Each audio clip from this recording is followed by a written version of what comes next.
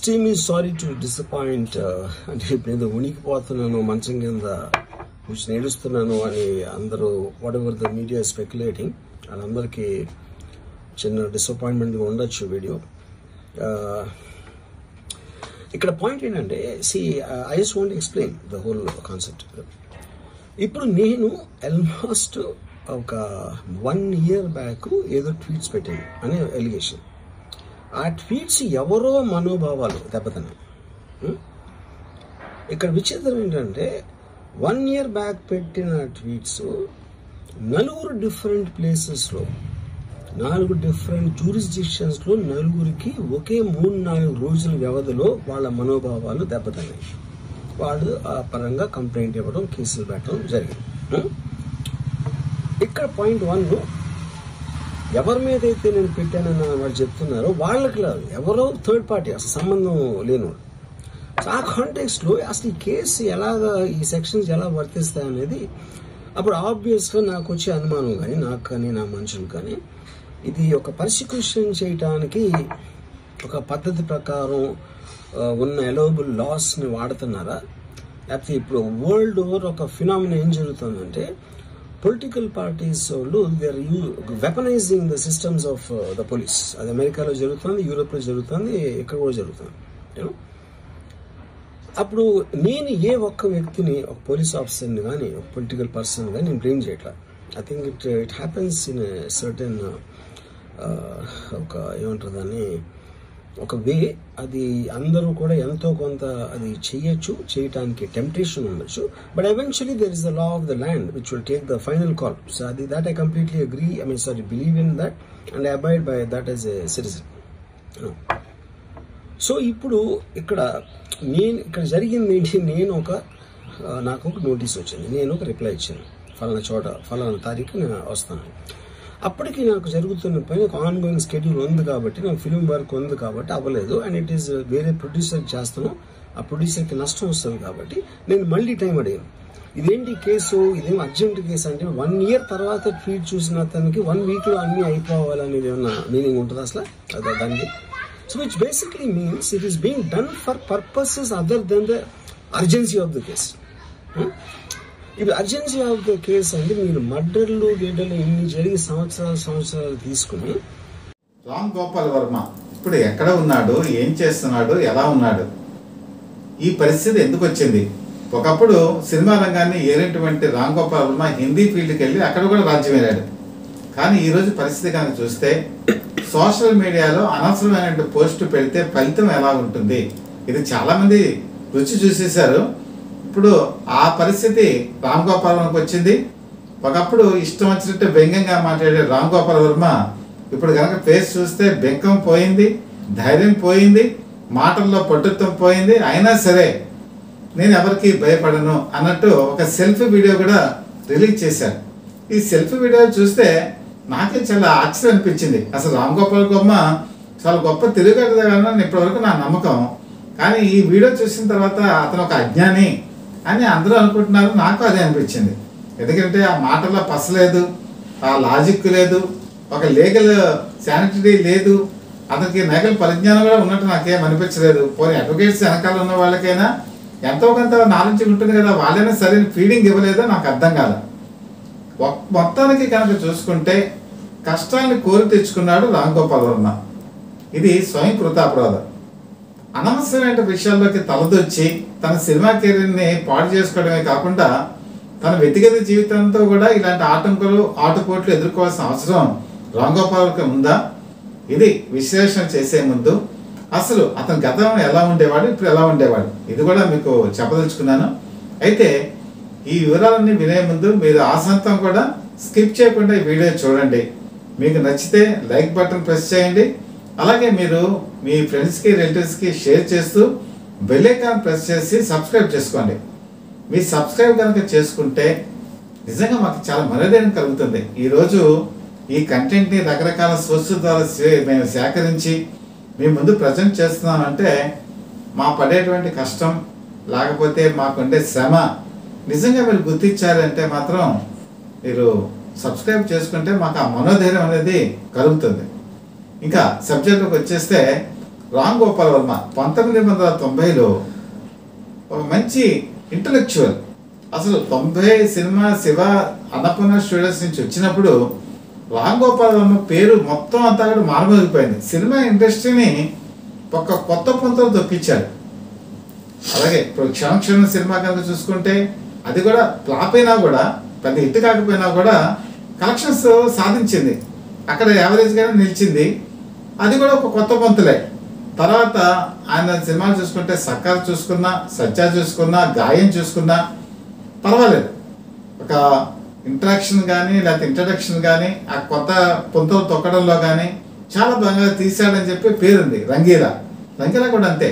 1990 నుంచి 2000 వరకు కనుక చూసుకుంటే ముఖ్యంగా మాఫియాకి సంబంధించినవి, హర్రర్, దయ్యాలు, వీటిని బేస్ చేసుకొని అతను సినిమాలు తీశాడు. అప్పుడు యువతరం కూడా రామ్ గోపాల్ వర్మని ఫాలో అయ్యేది. అతను చాలా మేధావి, గొప్ప లాజిక్ ఉంది, గొప్ప మ్యాజిక్ ఉందని చెప్పి అనుకునేవాడు. 2000 సంవత్సరం తర్వాత బ్రెయిన్లో ఉండే ఆలోచన అతను పక్కదోవ పట్టిందా అన్నట్టు తయారయ్యాడు. అంటే అడపా మెరిపించిన 2000 నుంచి 2020 వరకు మనం కొన్ని సినిమాలు చూస్తే చాలా వరస్ట్గా ఉండే సినిమాలు కూడా ఉన్నాయి. అంటే అసలు రామ్ గోపాల్ వర్మ తనే తీస్తున్నాడా లేకపోతే అప్రెంటిస్కి ఇచ్చి తీస్తున్నాడా అని చెప్పి భావన కూడా కలిగింది. అసలు ఎప్పుడూ కూడా అతనితో పాటు వచ్చినటువంటి దర్శకులు నెమ్మదిగా షైన్ అయ్యారు. బాగా షైన్ అయ్యి చివరికి పతనావస్థకి సినిమా తీసే స్థాయికి రామ్ గోపాల్ వచ్చాడు. ఉదాహరణకి ఏదైనా సరే ఒక సినిమా తీసే ముందు బయోగ్రఫీ అంటే ఆటోబయోగ్రఫీ కానీ లేకపోతే ఇంకోటి కానీ మనం తీసే ముందు వ్యక్తిగత పరిశీలన అనేది చాలా ఇంపార్టెంట్. లక్ష్మీ ఎన్టీఆర్ కనుక మనం చూసుకుంటే అసలు అతను ఏమి పరిశోధించాడు, ఏ ఫ్యాక్ట్స్ సేకరించాడు, ఎవరి నుంచి అసలు విషయాలు తెలుసుకున్నాడు కనుక చూసుకుంటే కేవలం వన్ వేలో లక్ష్మీ ఎన్టీఆర్ తీయటం జరిగింది. అన్ని కోణాలు కూడా చూడకుండా కేవలం ఒక పక్షాన్ని తీయటం. ఇది రామ్ గోపాల్ వర్మే ఆదిలో ఇలాగా చేశాడు రాజకీయాలు అని చెప్పి చెప్పక తప్పదు. వ్యూహం సినిమా రిలీజ్ అయ్యేటప్పుడు ఇతను చేసిన కామెంట్సే ఇప్పుడు ఇతని మెడకు చుట్టుకుంది. అటు మనం చూసుకుంటే మరి చంద్రబాబు నాయుడు కానీ తర్వాత పవన్ కళ్యాణ్ మీద అయితే ఏకంగా సినిమాని తీసేశాడు. తీసి దానికి అసలు యాక్చువల్గా సెన్సార్ సర్టిఫికేట్ రాలా, ఓటీటీ ప్లాట్ఫామ్లో రిలీజ్ చేశాడు. బేసిక్గా రామ్ గోపాల్ వర్మ ఇంత డైరెక్టర్ కదా, ఏ సినిమా అయినా సరే ఒక వ్యక్తిగత జీవిత చరిత్ర తీస్తున్నప్పుడు ఒకళ్ళని విమర్శించే ముందు వాళ్ళ పేర్లు మార్చి వాళ్ళని పోలినటువంటి వ్యక్తులు పెట్టి తీశారు. గతంలో కృష్ణ కూడా తీశారు, నా పిలిపే ప్రపంచనం, ఇలాంటి మండలాధీశుడు, ఇలాంటి సినిమా తీశాడు. అందులో కూడా ఒక క్యారెక్టర్ని ఇమిటేట్ చేసినట్టుగానే ఉంటుంది. కాకపోతే సెన్సార్ సర్టిఫికేట్ కనుక అయితే దాన్ని వాళ్ళు ఎటువంటి టచ్ చేయడానికి లేదు లీగల్గా. కానీ సెన్సార్ సర్టిఫికేట్ లేకుండా ఏదైనా సరే ఒక డాక్యుమెంటరీ లాగా తీసి దాన్ని కనుక సోషల్ మీడియాలో కనుక వేస్తే రేపు వాళ్ళు ఎప్పుడైనా సరే డిఫమేషన్ కానీ సివిల్ అండ్ క్రిమినల్ ఏదైనా వేసి ఇంకేదైనా వేస్తే మాత్రం లైబుల్ అవుతారు. ఇది యూట్యూబర్స్ మొట్టమొదటి తీర్చుకోవాల్సిన అంశం. నెక్స్ట్ యూట్యూబ్లో మనం చేసేటప్పుడు ఏంటంటే వ్యక్తిగతమైనటువంటి విమర్శలు జరుగుపోకూడదు. వ్యక్తిగతంగా వాళ్ళ క్యారెక్టర్ గురించి కానీ లేకపోతే వాళ్ళ ఫ్యామిలీ విషయాలు కానీ ఎప్పుడు మనం టచ్ చేయడానికి వీల్లేదు. కానీ రామ్ గోపాల్ వర్మ చాలామంది కించపరుస్తూ ముఖ్యంగా తెలుగుదేశం పార్టీకి సంబంధించినటువంటి చంద్రబాబు నాయుడు కానీ పవన్ కళ్యాణ్ కానీ లోకేష్ని కానీ వ్యంగ్యంగా అసలు కొన్నిసార్లు అయితే ఈ వ్యూహం సినిమాకి వచ్చేప్పటికి కొన్ని జంతువులు వాళ్ళ కొన్ని ఫోటోలు కూడా మార్ఫింగ్ చేసేసి పెట్టడం జరిగింది. ఇది ఎంత అవమానకరం. అసలు రామ్ గోపాల్ వర్మలో ఒక జీనియస్ ఉన్నాడు. అతను ఇంజనీరింగ్ చదువుకున్నాడు విజయవాడ రయోలా కాలేజీలో. అసలు ఫస్ట్ కొన్ని సినిమాలు తీస్తే ఇంత ఉదాత్తమైన భావాలు కలవాడా, ఇంత కష్టపడాడు సార్. యాక్చువల్గా అతను ఒక వీడియో లైబ్రరీ నడిపేవాడు. హైదరాబాద్లో వీడియో లైబ్రరీ నడుపుతూ క్యాసెట్లు ఇచ్చి అందరం మనలో పొంది అలా నెమ్మదిగా వాళ్ళ నాన్నగారు అన్నపూర్ణ స్టూడియోస్లో ఉంటే వాళ్ళ ద్వారా అక్కినేని నాగేశ్వరరావు కలిసి ఆ సినిమా వచ్చింది. అలాంటి వ్యక్తి ఈరోజు ఈ విధంగా మారాడు అంటే నిజంగా తన కెరీర్ని తానే పాడు చేసుకున్నాడు అని చెప్పి మనం చెప్పక తప్పదు. ఇప్పుడు పోలీసులు అతని గురించి 4 బృందాలుగా సెర్చ్ చేస్తున్నారు. ఎందుకంటే ఇతని మీద పోలీస్ కంప్లైంట్లు లాడ్జ్ అయింది. దాని గురించి ఇప్పుడు ఒక సెల్ ఫోన్ ఇంట్లో పెట్టేసి వెళ్ళిపోయాడు. దాని పేరు డెన్కి వెళ్ళి చూస్తే అక్కడ లేడు. ఎక్కడో ఒక గెస్ట్ హౌస్లో ఫస్ట్ ఉన్నాడని చెప్పి ప్రాథమిక సమాచారం. ఆ గెస్ట్ హౌస్ చూస్తే అది ఎవరిది, ఒక ప్రముఖ సినీ నటుడిది. ఆ ప్రముఖ సినీ నటుడు ఎవరు? ఏం నేను చెప్పదలుచుకోలేదు, కొన్ని క్లూస్ ఇస్తాను. రామ్ గోపాల్ వర్మ ఈ హీరోకి మంచి ప్రాధాన్యం ఇచ్చాడు, మంచి కెరీర్ వచ్చేట్టుగా చేశాడు. ఆ కృతజ్ఞతగా బహుశా అతను ఇచ్చాడేమో. కానీ ఒకటి, చట్టాల నుంచి తప్పించుకునే వ్యక్తి ఒక రకంగా నేరస్తుడైతే, చట్టానికి పారిపోయేటువంటి నేరస్తుడికి ఆశ్రయం ఇచ్చే వ్యక్తి కూడా మళ్ళీ బోన్లో నిలబడక తప్పదు. కాబట్టి అగ్ర హీరో కూడా తొందరలోనే ఈ కేసులో ఇరుక్కునేటువంటి అవకాశాలు కూడా స్పష్టంగా కనబడుతున్నాయి. ఇప్పుడు కేరళ వెళ్ళాడా, ముంబై వెళ్ళాడా, లేదా ఇంకెక్కడికి వెళ్ళాడా, మొత్తం అంతా కూడా దీన్ని పరిశీలన చేస్తున్నారు. ఇతను ఆల్రెడీ హైకోర్టులో పిటిషన్ వేశాడు. ఏమని, నాకు దెబ్బలు కొడతారు, లాకప్ సంబంధించి టార్చరింగ్ ఉంటుంది, ఇవన్నీ పెట్టాడు. అసలు ముందే నువ్వు ఎందుకు భయపడతావు, దీనికి భయపడద్దు, నువ్వు వెళ్ళు విచారణకు వెళ్ళని చెప్పి కోర్టు ఆదేశించింది. ఆ తర్వాత బెయిల్ కావాలన్నాడు. బెయిల్ది బహుశా నేను ఈ వీడియో చేసే సమయానికి ఇంకా బెయిల్ని ఇంకా రాలేదు. ఒకవేళ బెయిల్ కనుక రాకపోతే ఇతను ఖచ్చితంగా పోలీసుల దగ్గరికి వెళ్ళాల్సిందే. వాళ్ళు చెప్పేటువంటి క్వశ్చన్లకి తన సమాధానం చెప్పాల్సిందే. ఇప్పుడు ఈ సెల్ఫీ వీడియోలో తను ఏమంటున్నాడు, చాలా కొద్దిగా పాయింట్స్ నేను చెప్తాను. సెల్ఫీ వీడియో రిలీజ్ చేసిన దాంట్లో, ఎప్పుడో సంవత్సరం క్రితం నేను చేశాను, ఇప్పుడు అంత అర్జెన్సీ ఏముంది, నేను షూటింగ్లో ఉన్నాను, మరి ప్రొడ్యూసర్స్కి నష్టం అవుతుంది, ఇది ఎమర్జెన్సీ కాదు కదా అని ఆయన అంటాడు. ఆయన అడ్వకేట్ ఏమంటాడు, ఈ 4 బృందాలు పెట్టి ఇలా ప్రజాధనాన్ని దుర్వినియోగం చేయటం అని చెప్పి అంటాడు. అయితే రామ్ గోపాల్ వర్మకి ఒక సూటైన ప్రశ్న ఏంటంటే, ఈరోజు ఇంత గొప్పగా తను అడిగానని చెప్పి అనుకుంటున్నాడు కదా, 2019 నుంచి 2024 వరకు జగన్మోహన్ రెడ్డి ప్రభుత్వంలో ఎంతమందిని తీసుకెళ్లి పోలీస్ స్టేషన్స్లో పెట్టారు, జైలులో పెట్టారు. రామ్ గోపాల్ వర్మకి తెలియదా? ఆ రోజు వైఎస్ఆర్సీపీ పార్టీలో చాలా యాక్టివ్గా ఉన్నారు కదా.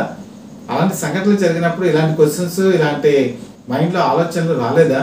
తన విషయానికి వచ్చేప్పటికి ఈ క్వశ్చన్స్ అని అడుగుతున్నాడా? చట్టం ఎక్కడ తప్పు చేసినా, ఎందులో తప్పు చేసినా సరే, ఫస్ట్ ప్రాథమికంగా ఒక పౌరుడిగా బాధ్యత ఏంటంటే, తను ఎప్పుడైతే ఫస్ట్ పోలీసులు వచ్చి పిలిచారో అక్కడికి వెళ్ళి హుందాగా కనుక ప్రవర్తించుంటే వాళ్ళు మర్యాద చేసేవాళ్ళు, ఒక కప్పు కాఫీ ఇచ్చేవాళ్ళు. అలాగే దాని పనిష్మెంట్ తీవ్రత చాలా తక్కువగా ఉండేది. ఎప్పుడైతే మన పోలీసుల నుంచి తప్పించుకొని మనం పారిపోతామో, పోలీసులకు ఉన్నటువంటి యాటిట్యూడ్లో కూడా మార్పు వచ్చేస్తుంది. అదే లాలో కూడా ఆ రకమైనటువంటి సివియారిటీ పెరుగుతుంది. కాబట్టి రామ్ గోపాల్ వర్మ ఎందుకు భయపడుతున్నాడు, ఎందుకు ఎస్కేప్ అవుతున్నాడు? రామ్ గోపాల్ వర్మ పట్ల ఈరోజు అంటే 90లో ఉండే యూత్కి ఇప్పుడు ఆల్రెడీ ఓల్డేజ్కి వచ్చేసి ఉంటారు, మిడిల్ ఏజ్ ఓల్డేజ్కి. చాలా మందికి భావన ఏంటంటే రామ్ గోపాల్ వర్మ ఒక అతీతమైన వ్యక్తి, ధీరుడు, సురుడు, మంచి నాలెడ్జ్ ఉన్న పర్సన్ అని చెప్పి ఒక భావన ఉంది. ఇప్పుడు ఆ భావనని తను చెరిపేసుకుంటున్నాడు. ఎవరికైనా సరే భయం అనేది తప్పదు, భయం అనడంలో తప్పు లేదు. కానీ ఆ భయం మనకి ఏం నేర్పించాలంటే వివేకాన్ని నేర్పించాలి. మనం ఇంకోళ్ళని అశ్లీలమైనటువంటి వాటితో కానీ లేకపోతే మిగతా విమర్శించండి. విమర్శించేటప్పుడు మీకు విధానపరమైనటువంటి, నేను పదే పదే నా వీడియోస్లో చెప్తుంటాను, విధానపరమైనటువంటి వాటిని విమర్శించడంలో తప్పు లేదు. అదే ప్రజాస్వామ్యంలో, డెమోక్రసీలో మనకు ఉన్నటువంటి హక్కు. కాకపోతే ఒక పరిధి దాటి వాళ్ళ మనోభావాలను కించపరిచి, ఇప్పుడు పవన్ కళ్యాణ్ మీద సినిమా తీశారు, అసలు ఆ సినిమా తీయవలసిన అవసరం ఉంది? పవన్ కళ్యాణ్ని ఓటీటీ ప్లాట్ఫామ్లో పెట్టి అది డీఫేమ్ చేయవలసిన అవసరం ఉంది? అసలు చిరంజీవి ఫ్యామిలీని ఎన్ని అన్నారు మాటలు అన్నాడు రామ్ గోపాల్ వర్మ.